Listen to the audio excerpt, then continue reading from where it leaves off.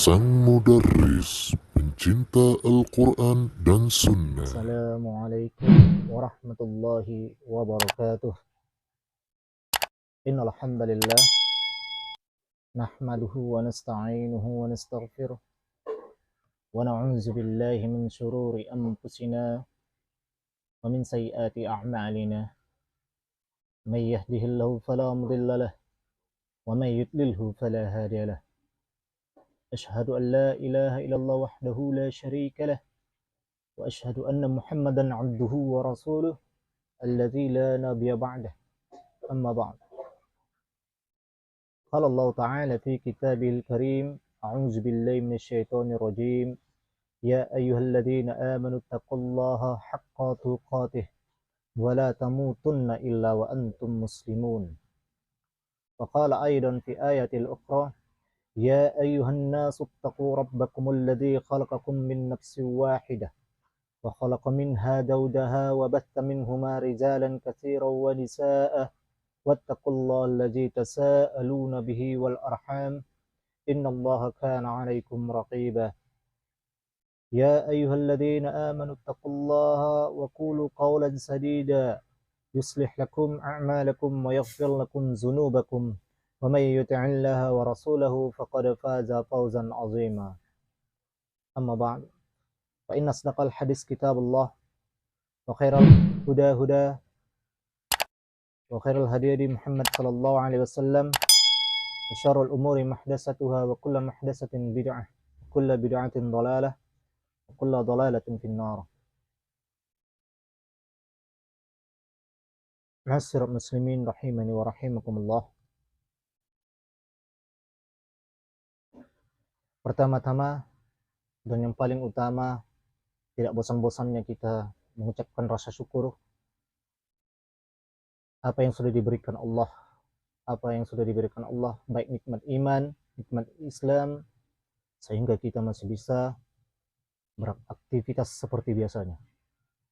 Salat dan salam kita hadiahkan kepada Nabi besar Muhammad sallallahu alaihi wasallam, yang mana ia telah bersusah payah mengorbankan jiwa dan raganya, mengorbankan keluarganya untuk menegakkan agama ini, agama tauhid, dinul Islam, dari zaman jahiliyah ke zaman Islamiyah seperti sekarang ini, dari zaman bid'ah ke zaman sunnah.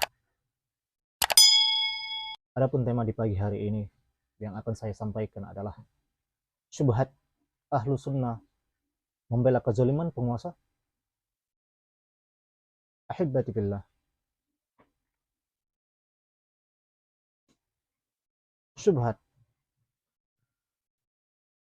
Saya heran mengapa hadis ini jarang dibahas atau hampir-hampir tak terdengar, ataukah mungkin kita yang lalai. Rasulullah sallallahu alaihi wasallam bersabda yang artinya, dengarkanlah, apakah kalian telah mendengar bahwa sepeninggalku akan ada para pemimpin, siapa yang masuk kepada mereka lalu membenarkan kedustaan mereka dan menyokong kezaliman mereka, maka dia bukan golonganku, aku juga bukan golongannya, dia juga tak akan menemuiku di telaga. Hadis diriwayatkan Tirmizi, An-Nasa'i, dan Al-Hakim. Wahai ulama, wahai ustadz, wahai muslim, ittaqullah. Kamu merasa di atas sunnah Rasulullah sallallahu alaihi wasallam, padahal beliau tidak akui, karena kamu selalu membela penguasa zalim. Sadarlah. Bantahan, maka kita jawab subhat dalam tulisan ini dalam beberapa poin. Pertama, hadis di atas memang sahih, diriwayatkan oleh At-Tirmizi nomor 2259, An-Nasa'i nomor 4208, Ahmad nomor 18151. Disahihkan oleh Al-Albani dalam Sahih Sunan At-Tirmizi, dan lafaz di atas adalah lafaz At-Tirmizi. Kedua, siapa yang bilang hadis ini tidak pernah dibahas? Mungkin penulis yang jarang kajian atau kurang serius dan kurang runut menuntut ilmunya. Bagi yang serius dan nur belajar akidah dan manhaj ahlu sunnah, pasti dia akan asing dengan hadis seperti ini. Dengan mudah sekali akan bisa kita dapati penjelasan tentang hadis di atas dari penjelasan Syekh Ibnu Bas, Syekh Ibnu Al-Utsaimin, Syekh Shalih Al-Fauzan dan para ulama lainnya. Ahibbati billah. Ketiga, makna dari hadis di atas adalah tidak boleh mendukung kekeliruan dan kezaliman dari pemimpin. Ini makna yang jelas dan gamblang sekali. Tentu saja kekeliruan dan kezaliman dari siapapun, walaupun bukan dari pemimpin, tidak boleh kita dukung atau setujui. Syekh Abdul Aziz bin Bas rahimahullah menjelaskan hadis di atas dengan mengatakan, yang artinya ketika seseorang menemui pemimpin untuk memberi nasihat, membimbingnya, dan meminimalkan keburukan, maka inilah yang dituntut.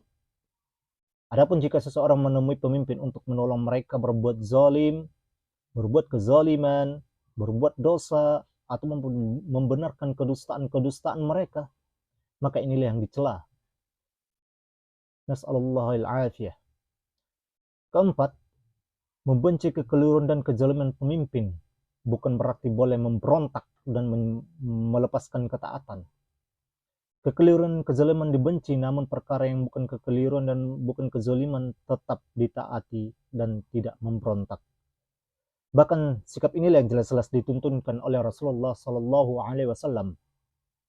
Benci kekeliruannya, tetapi jangan memberontak, jangan mendemo.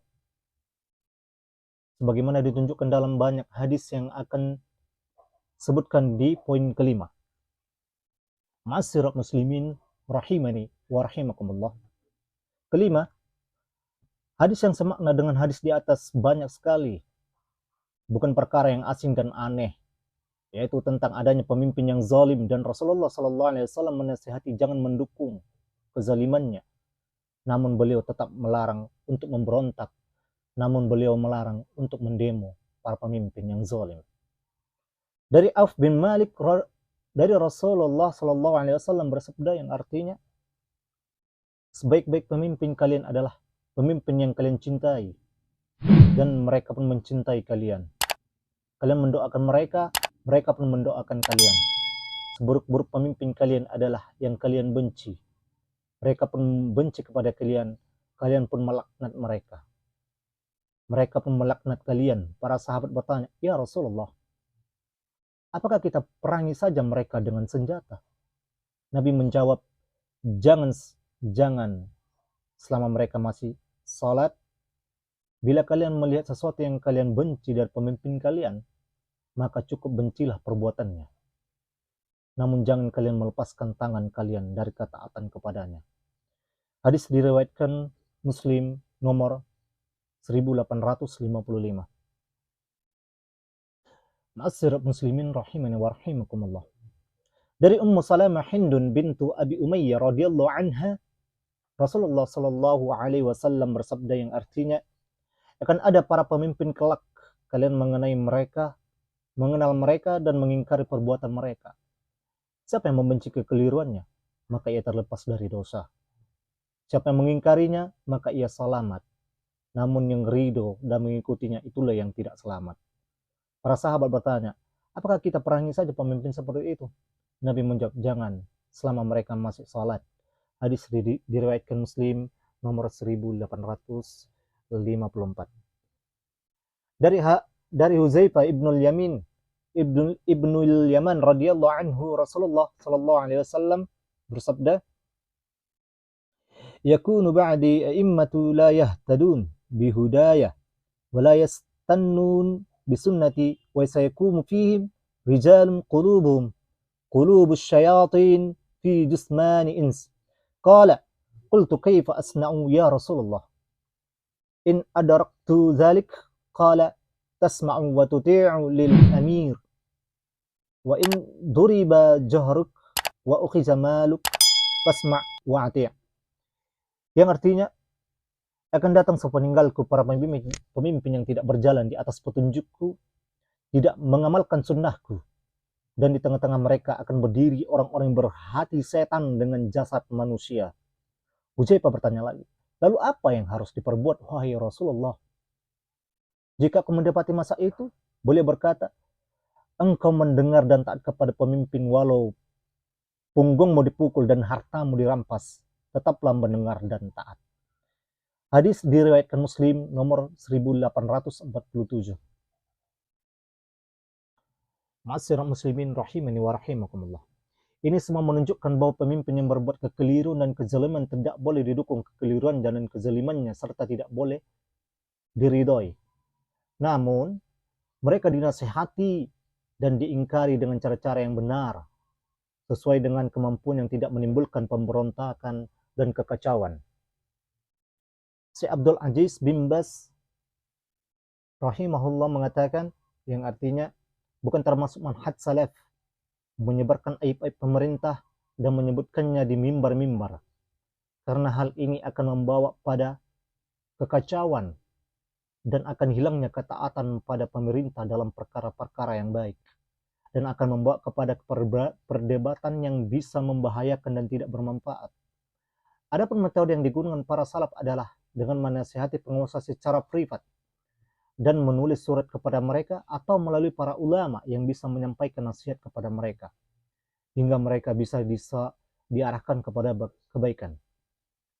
Majmu' Fatawa wal Maqalat Mutanawwi'ah. Keenam,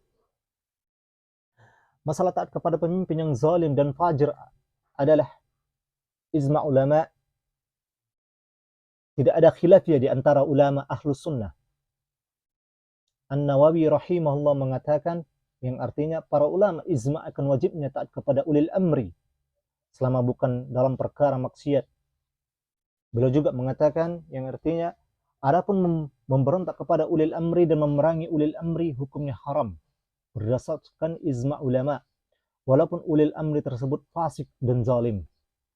Hadis-hadis yang telah saya sebutkan sangat jelas dan ahlus sunnah sudah sepakat tentang tidak bolehnya memberontak kepada penguasa yang fasik.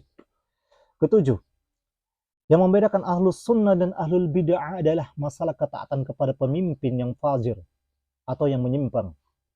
Adapun taat kepada pemimpin yang soleh, maka tidak hanya semua golongan dalam Islam, bahkan semua orang berakal, orang kafir sekalipun, dan apapun agamanya, pasti akan setuju bahwa wajib taat kepada pemimpin yang soleh.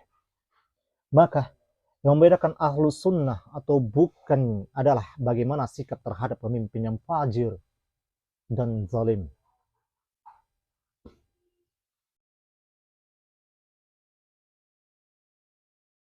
Adapun poin-poin yang sudah saya paparkan tadi, itu adalah poin-poin dari hadis-hadis yang sahih dari 1 sampai ke 7. Semoga poin-poin yang kita dengarkan tadi bisa bermanfaat untuk kita dan bisa kita amalkan untuk kedepannya. Marilah kita tidak untuk memberontak kepada pemimpin. Walaupun pemimpin itu zalim, walaupun pemimpin itu tidak adil, taatlah, jangan memberontak. Karena Rasulullah SAW menyuruh kita seperti itu. Kita harus sabar ketika pemimpin itu zalim kepada rakyatnya, kepada masyarakat. Wallahu a'lam. Barangkali ini pesan atau nasihat yang dapat saya sampaikan. Kurang dan lebih, saya mohon maaf jika ini benar, ini datangnya dari Allah Tabaraka wa Ta'ala. Adapun jika ini salah, ini datangnya dari saya sendiri, saya mohon maaf. Barakallahu fiik wa jazakumullahu khair. Akhirul kalam. Wassalamualaikum warahmatullahi wabarakatuh.